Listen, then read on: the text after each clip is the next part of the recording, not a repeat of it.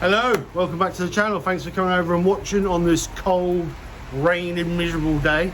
I've got a spare day off, so I thought what I'd do is a bit of maintenance work on the Discovery. 2003 TD5 Discovery, done just over 210,000 miles, so the engine's just about running now.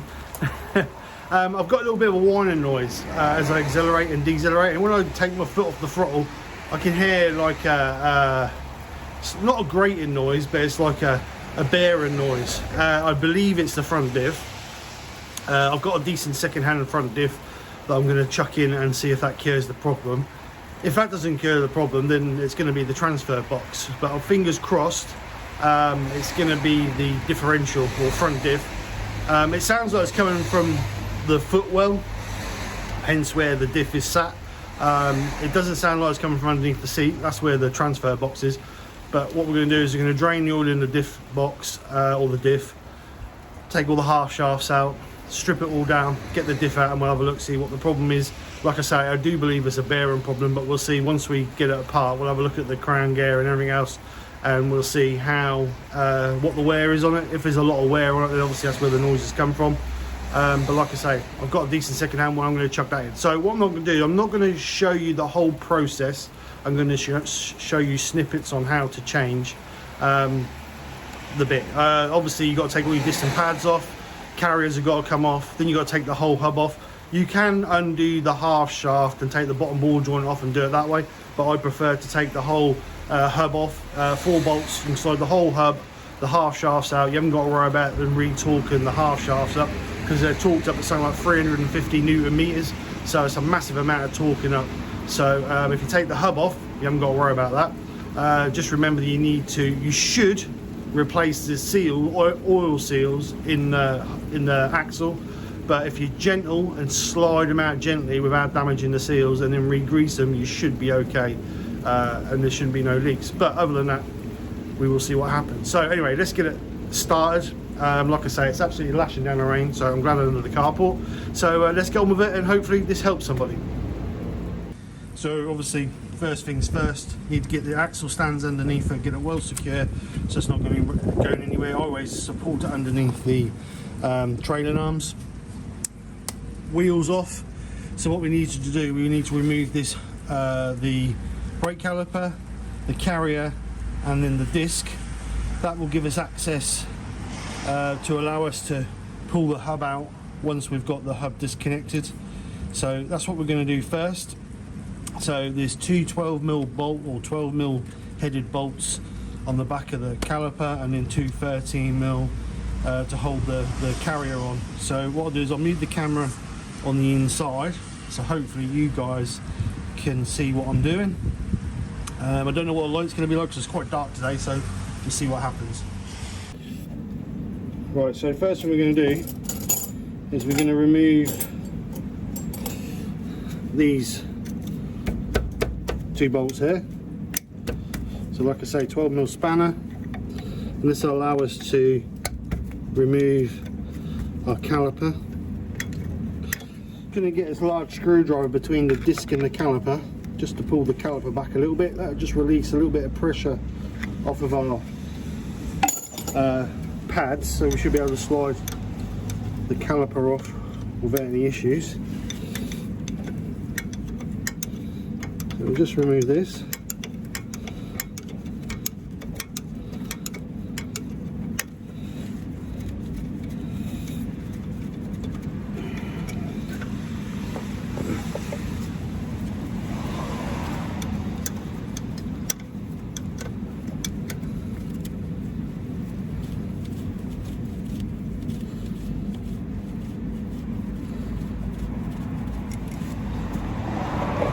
We should be able to lift this off now.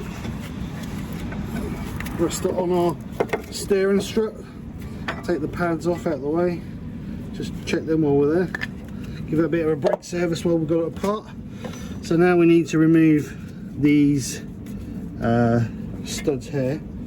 I said 13mm, but they look a bit bigger than 13mm to me. Yeah, they are. Look like 17s. So I'll go grab a 17mm and we'll get on with it. Alright, so I've got the right size spanner now. Always helps, doesn't it? Just going to crack these. These are going to be really tight. Just cracking them. That's the first one. And the second one's tucked up underneath that ABS sensor wire.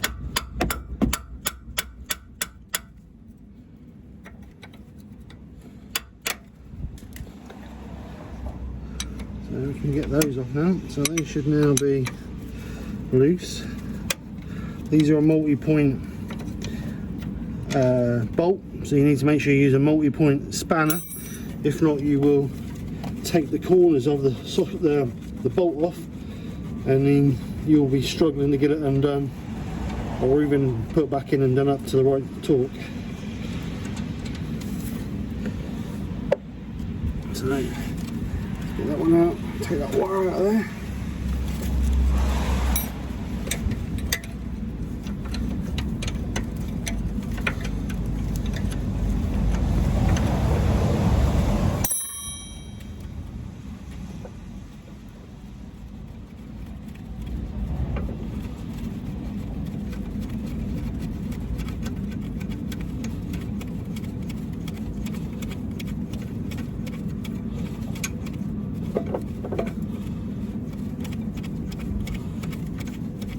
Come on.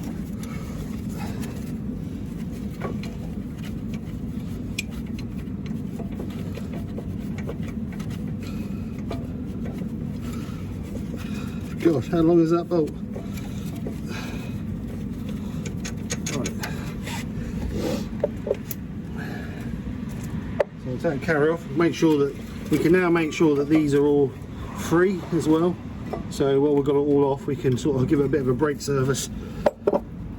So that is now the brake caliper and the carrier off. So now we'll come around the front and I'll show you how to remove the disc.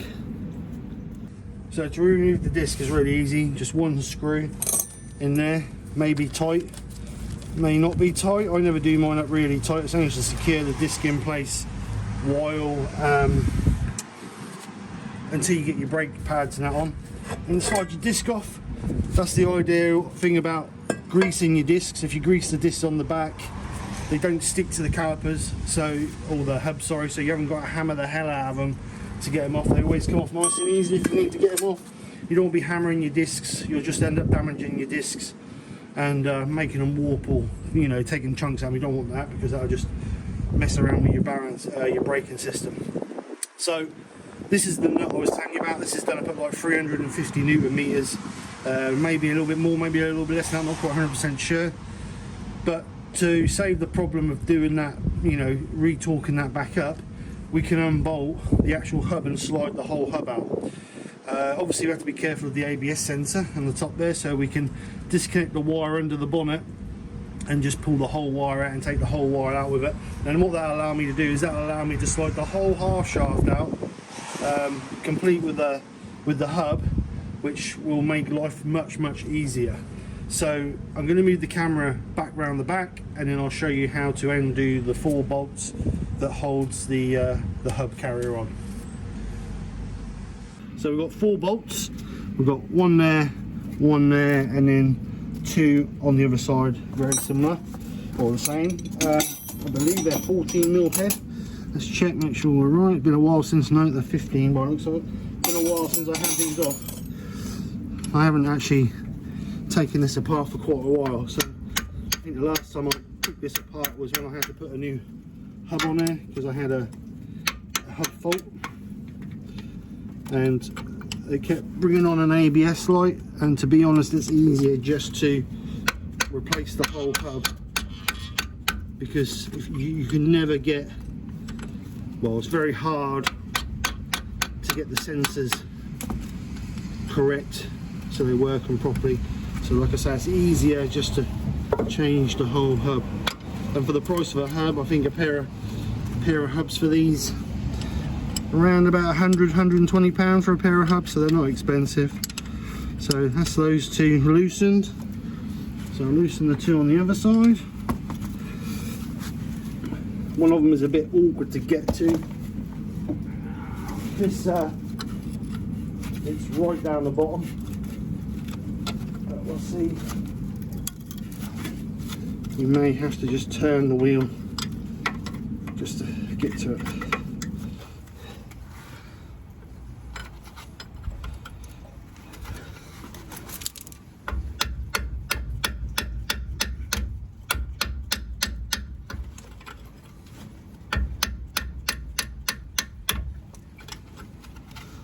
So you can get to it like that.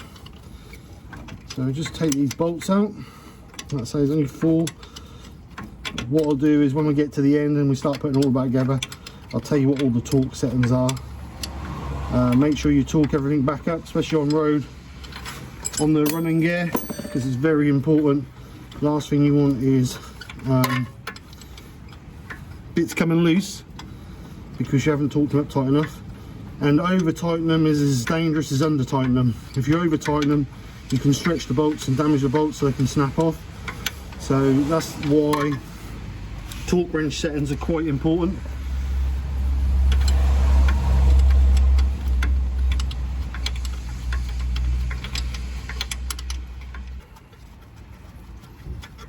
So I'm not going to take the bolts right out because I might as well just leave them in. They're not going to hurt being left in place as long as they're out of our way to remove the half shaft. That's all we care about. On this one, you've got to be careful because you've got a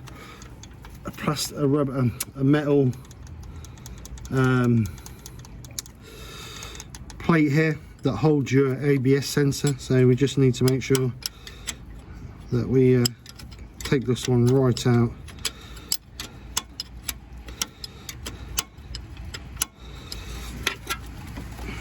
So we can get that metal plate off our sensor, because that won't come through the hole with the plate on it.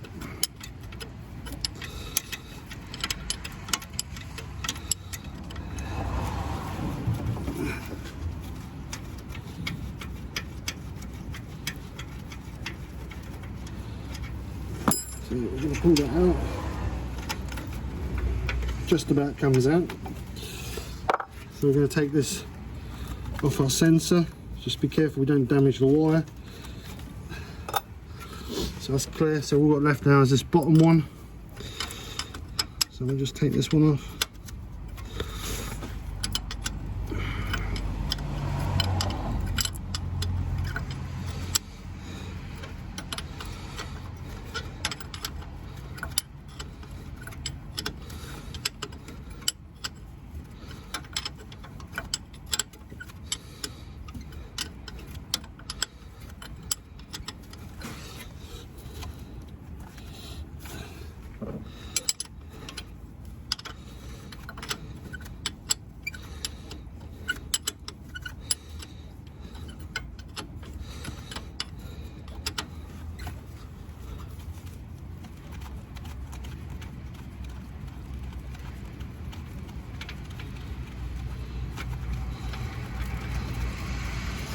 So that one's out. So that's our hub loose now. Now we should be able to pull that half shaft out. Obviously it's going to be a little bit tight because it's, as you can see, there's a bit of corrosion around this thingy, so I might just a little bit of a gentle prise. Now there's a gap underneath, you can get a pry bar on, just gently leave it out. Shouldn't be too bad because I did copper slip it all before I put it in. But before I do that, I want to disconnect this ABS wire from under the bonnet. So I'll just quickly show you how to do that, and then we can think about draining the oil of the diff, and then we can remove a half shaft. Don't remove a half shaft until we drain the oil, because if we pull this out, we're just going to get loads of oil coming out here. So we need to drain the diff first.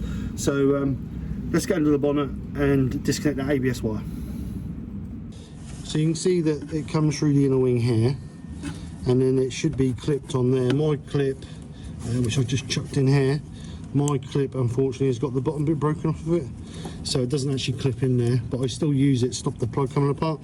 So the plug should just gently pull apart, just give it a bit of a wiggle and pull apart like so, and then you need to just push it through the grommet on the inner wing, which is a bit difficult because it's really cold down, the rubber is really cold. So what I'll do is I'll get, there we go, do it from the other side. So that's pulled through there. Then what we need to do is we need to unclip it. Can't see because it's got no light. need to unclip it then from this one here. Gently pull it out, making sure we don't damage our wire. Like so. So that's the ABS wire now, totally disconnected. So this is all ready to come out now. Like I said, we need to drain the diff. So what I'm going to do is I'm going to go strip the other side. I'm not going to show you how to strip the other side because it's exactly the same. And then we'll come back when I'm ready to drain the diff oil. And then I'll show you how to do that. And then we can get the half shafts out. Is the drain for the diff. Radio's just turned on in the car. So anyway, that's the drain for the diff. It's a 1/2 inch socket or 1/2 inch bar. It's the same tip. So we're going to undo that and then drain that into our bucket, and then I will come back once everything is drained off, ready to take the half shafts out. So I've just taken this out, and as you can see, there's a bit of swarf there, and there's also a lot of metal stuck to that plug. The plug is magnetic to draw any particles, metal particles to it. So there's an awful lot of swarf there. So I think the diff is definitely our problem. So that's a good telltale sign that there's obviously a problem with the diff, because we shouldn't be getting metal swarf like that in that oil. So the oil's now draining, so we will see what it's like once we get underneath, get the prop removed, and then get the diff out. But it's looking promising that that's the problem. So we're ready to get the half shaft out now. So just a gentle bit of persuasion to just gently tap this out. Should be enough just to break it from its seal, like so. Now what we want to make sure is, as we pull it out, make sure we don't damage our oil seal in there, because if we damage the oil seal, then we need to obviously we're going to have to purchase a new oil seal. So we want to make sure that we've got our ABS cable free, so that comes out nice and easy. So pull that out gently, like so. Actually, what I'm going to do is I'm going to push that back. I'm going to push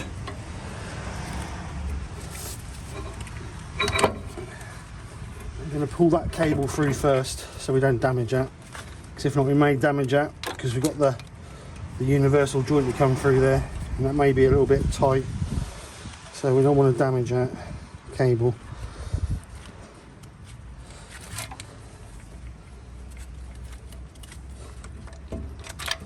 So pull that cable through, so that's the cable through. So now we're going to just gently support the back there, so we don't damage that half shaft seal. Just gently. This is the longest side, the other one's a little bit shorter. So that's the half shaft out. Going to put that somewhere nice and clean so it doesn't get contaminated.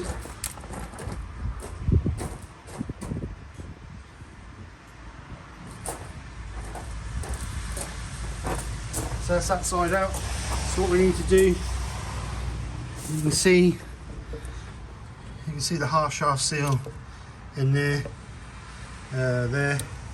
What we'll do is, before we put that back together, we just put a smidgen of grease on there, just to help any issues, keep it nice and clean.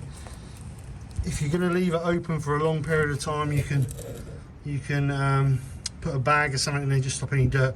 But within the next hour or so, we're going to be putting it back together. So right, so let's get the other side stripped off, and then I will come back once I'm under the car, ready to take off the front prop.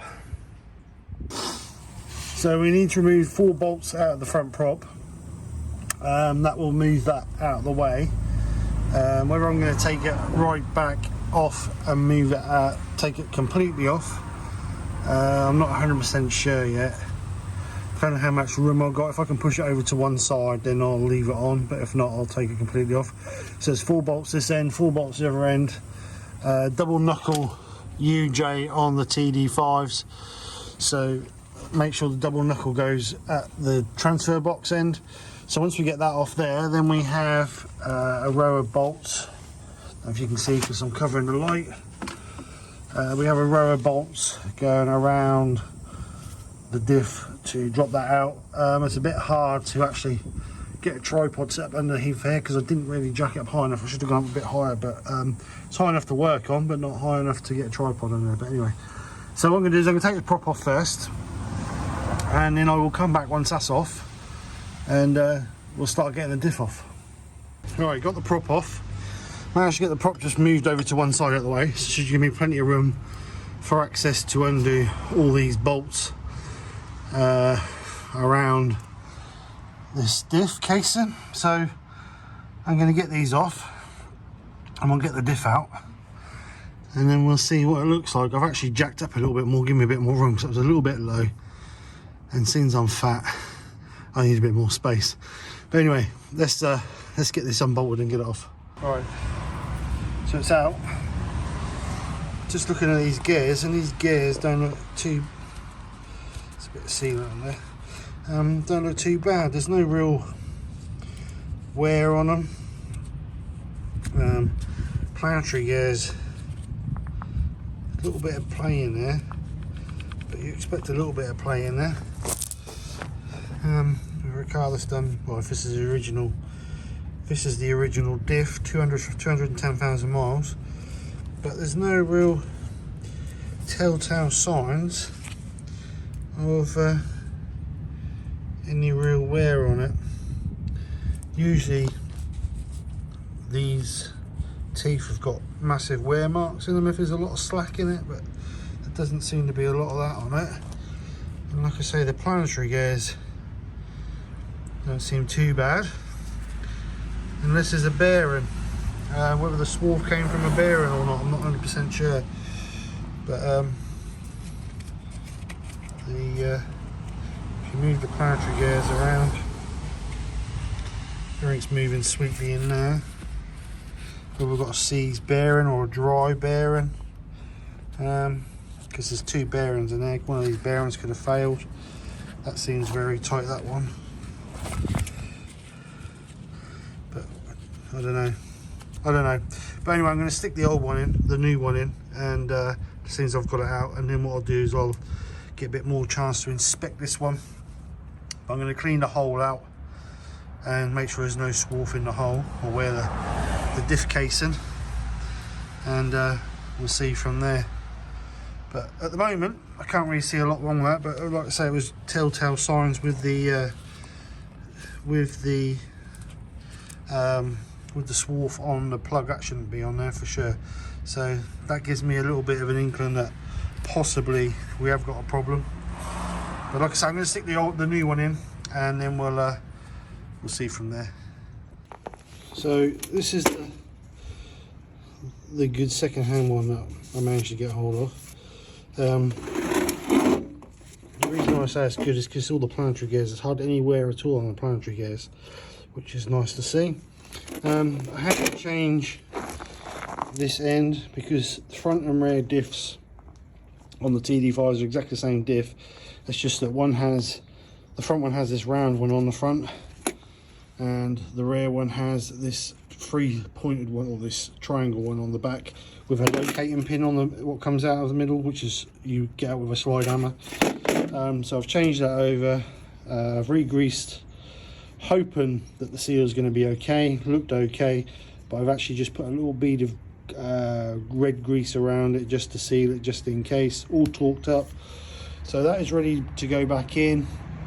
I've cleaned up the diff housing, scraped all the silicone off of it that was on it. There's no gasket on these, so you just put a bead of AT or automotive silicone around it to seal it up, which is what I'm going to do. This face is all clean, so we're ready to go in now. So what I'm going to do is I'm going to get this all bolted back in, and then I will come back and show you it all fitted. So you need to make sure all your faces are clean, ready for your automotive silicone if there's any grease or debris on these that could cause it to leak, so we want to make sure it's nice and clean. So what I'm going to do is I'm just going to wipe this over again with a clean cloth, and then I'm going to put a nice generous bead all the way around. It doesn't matter if it squeezes out, we can always wipe it off, but I don't want to be putting it back together and then a drip because it's got a leak. So that's what we're going to do next. This issue here, if you got a TD5 and you've got this issue here with loads of oil, it looks loads of oil, but it's not actually a lot of oil. It's not a massive amount of oil, it's only a small amount. Obviously it looks worse than what it is. But what that'll be, in the back, I don't know if you can see it from here, in the back of the engine, no you can't see it, in the back of the engine is a rubber grommet. And what the cause is the rubber seals, it's like a plastic plug, and what happens is the seals fail and you end up with oil weeping through the back of that seal and that running down the back of the engine because it is directly above this area here, but it looks worse than it is. So I will get one of those while I'm under here and order one of those when I finish this job, and then we will change that, and then the engine can all be cleaned down nice and clean again. Right, so let's get this in. Just quickly, generous bead of automotive silicone all the way around there. Don't use household silicone because it will fail with the oils, and it will rust metal as well, so don't use household silicone. Make sure you use automotive silicone, which actually designed to be resistant against oils and everything else. Right, so I'm then going to get the diff in, and I'll come back to you once the diff's in. Right, all brought back up, torqued up to 55 Newton meters, as the Land Rover workshop manual recommends. So now we're going to get the prop back on, and then basically reassemble it. So what I'll do is I'll get the prop on, and then we will get the thing back together and see if it's cured the problem. Hopefully, after all this, like I said, I'm a little bit suspect because that diff doesn't look too bad, but we'll see. So anyway, let's get the prop back on and start getting them back together. Right, progress so far. Props all back on, torqued up at 35 Newton meters, these 4 bolts here. Diff's all back on, torqued up to 55 Newton meters.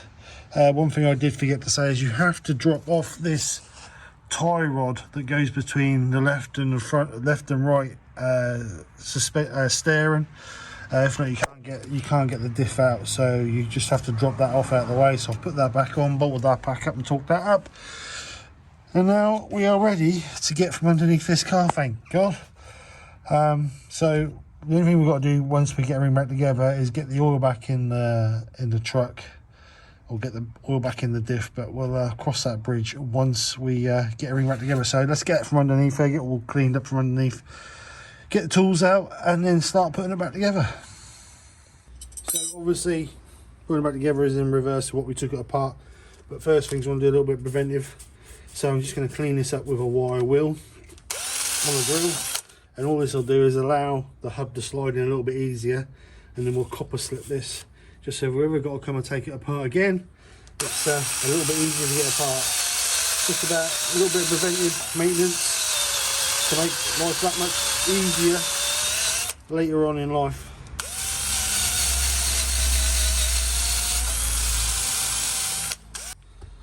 Alright, so what we're going to do is going to give this a coat of copper slip on this mating surface here, and this just allows the hub to slide in a little bit easier, and we're just going to put a little bit on where the hub touches, and it just stops it rusting up and corroding.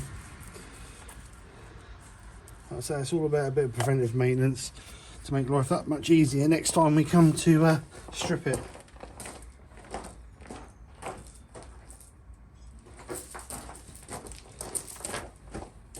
So now we're ready to get our half shaft back in, so I'm just going to quickly clean the edge of this hub up. this with my wire wheel. Just remove any loose rust on it.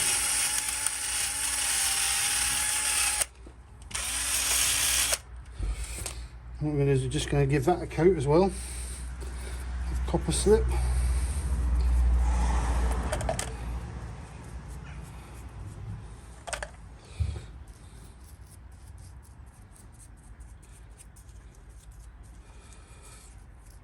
Like so.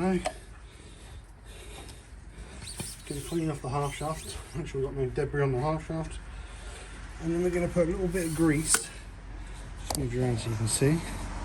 Just going to put a little bit of grease on this bit here. This is where the half shaft seal goes. We want to try and keep that. Just clean it off a little bit. Bit of rust on there.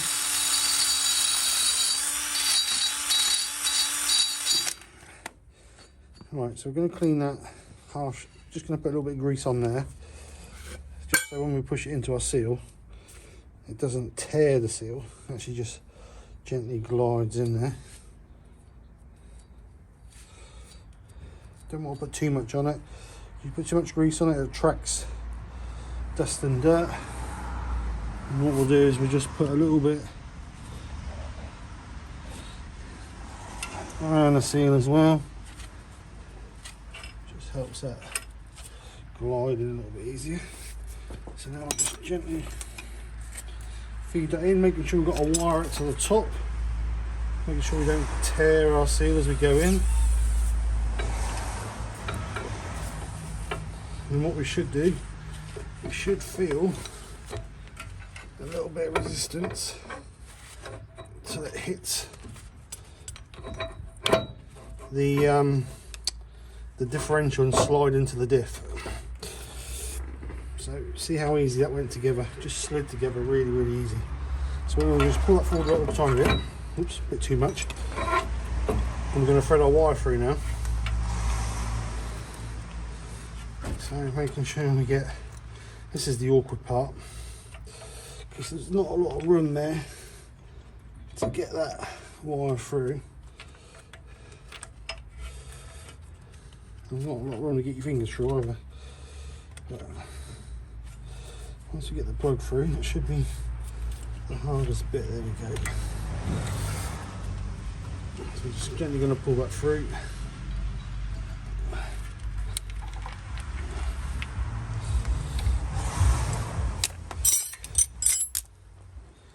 Gently pull that through, this is.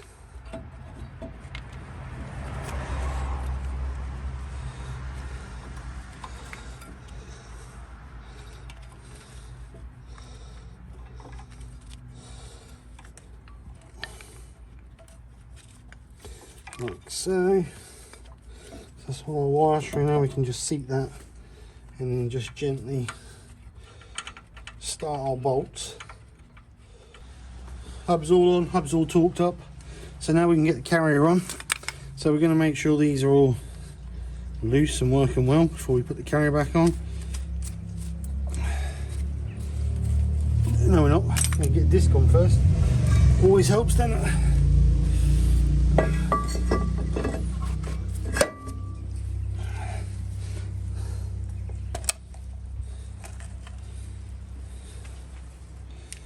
And we'll get the screw back in.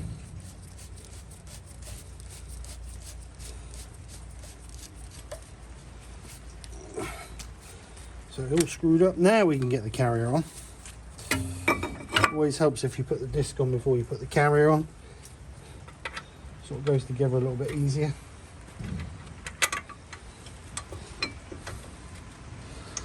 Raining, still raining. It's been raining all day, or all morning anyway. So we're going to do these up, then we're going to torque these up. Again, specified torque settings. Like I said before, it's as dangerous to over tighten as it is to under tighten, because if you over tighten, you stretch the bolt and the bolt can shear off. So you're better off torquing up at the correct setting. knowing that it's done properly.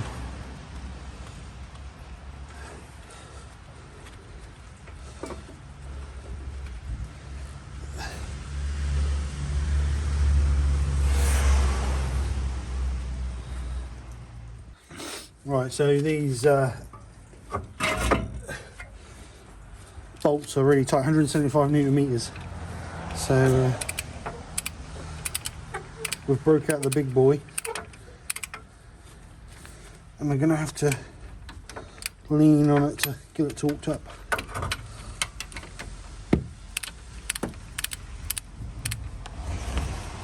So 175 newton meters for the carrier.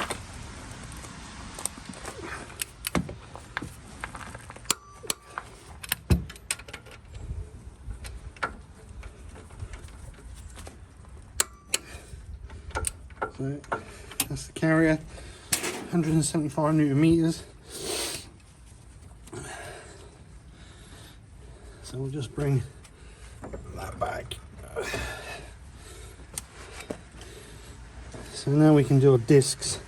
So we're going to make sure we clean our discs off, and we can give this a chance to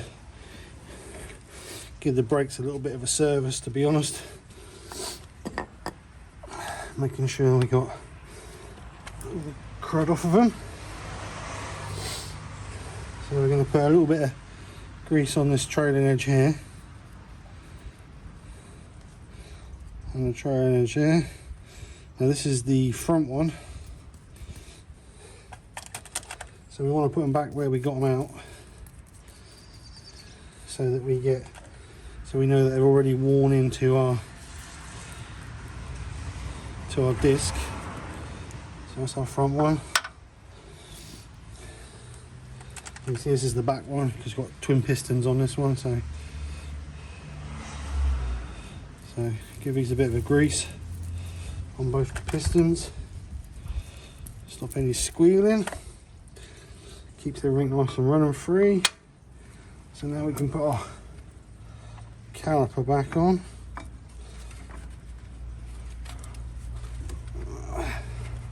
He says. There you go. That's better. Making sure the springs are located. So, our first bolt in.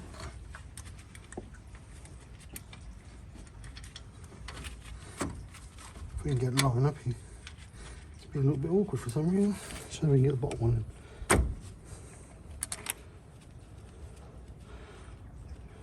Right, bottom one's in.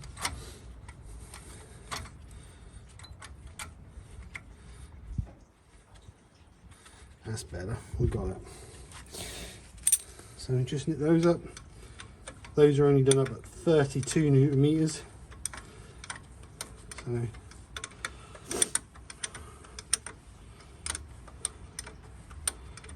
we can do them up with a small torque wrench. Put that wire in there before we forget, for the ABS.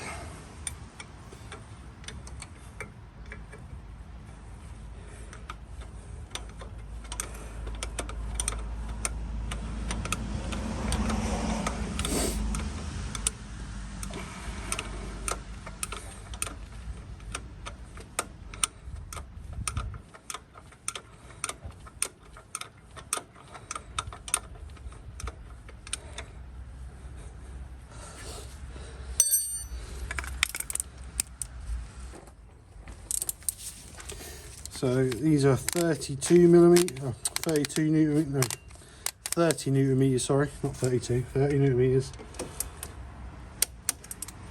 So just gently knit those up. So one thing we need to do is make sure before we take it for a road test, we need to make sure we pump the brake pedal, because obviously we've pushed the calipers back.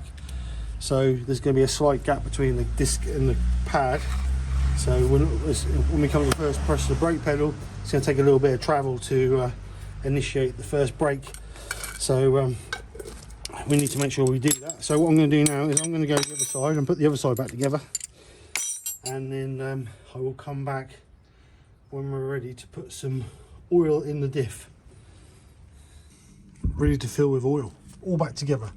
So what I've done is I've put about half a litre of this in. There's only 1.2 litres of oil in the diff already, which is this 70-90 gear oil. So there's only about half a litre of that in, so that means we want just under a litre of that in, and then we will go from there. I'm going to use this siphon thing here to do. So this stuff here is absolutely awful. That's like really sticky and horrible, but it does the job, so that's the main thing. So let's get the oil in, and hopefully we can get the wheels back on and test it. So we're going to fill through that hole there with this plunger. I don't know how I'm going to be able to do it in one hand, which I don't think I'm going to be able to. So I'm going to get this actually on the tripod and see if I can get this. Alright, so got a fill bung out. Let's get this filled up. This holds just under half a litre. So we want around about a litre of oil in there.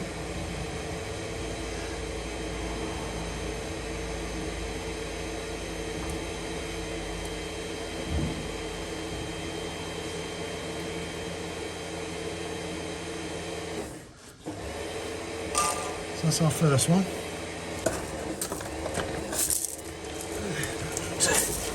This will be our second one, and what we'll do is we'll put this one in, and then we will check the level when we get it on the ground, because we want it so it just trickles out. It says 1.2 litres. It's not going to hurt if there's a little bit too much in there, as long as it's not absolutely ram-packed full so it comes out the breather.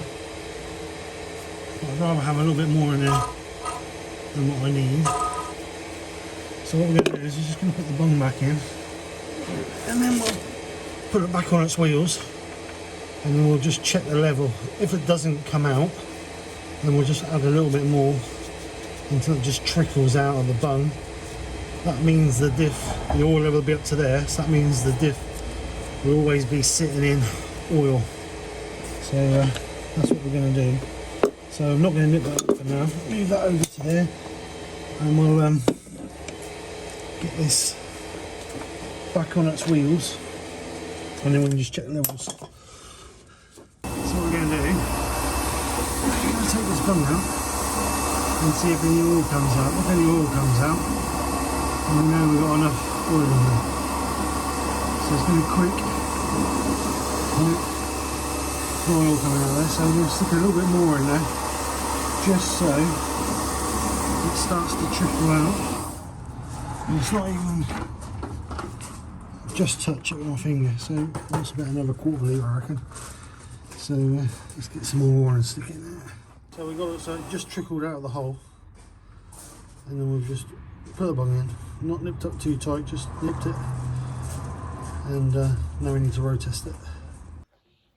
So project's all done now. I've actually taken the truck for a run and it seems to be fine. The noise is gone. The noisy bearing noise is gone when you take your foot off the throttle. So I'm hoping that that diff was actually the problem. I may strip that diff down and see if there was a dodgy bearing. It may be the pinion wheel bearing is faulty on it, and it may be worn. That may be a case of just replacing that and the diff will be fine. As you can hear, it's still raining. It's been raining all day. So anyway, yeah, I'm happy that it's done. Refilled up with oil, road tested, working fine. Really happy with that. So I hope this video helps somebody. If it does, then leave me a comment in the comments below. Just let me know that it's helped. I do appreciate that it's not the complete video from start to finish, but I'm hoping that I've managed to get enough short clips in the process to get someone who's not quite competent or not competent, confident in doing the job, that they may have a go at this. Now, as I say, it's not rocket science. It's very simple and it's very, very easy to do, but it's just lots of little parts. So I'm hoping the way I've recorded it will help that. So anyway, thanks for coming and watching. Hope you've enjoyed. If you have, then please smash that like and share button. And other than that, I will see you on the next one. So thank you very much for watching. Take care, speak to you soon, and bye for now.